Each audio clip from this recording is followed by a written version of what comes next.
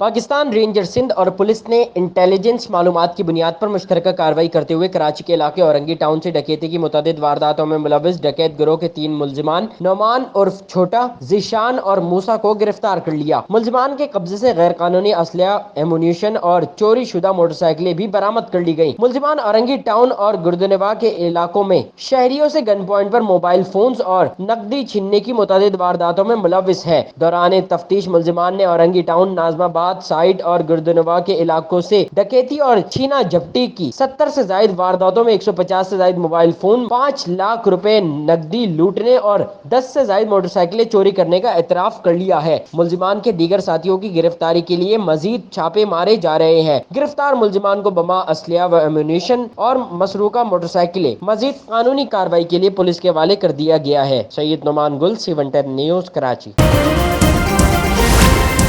C110 news, خبر کی اصل خبر۔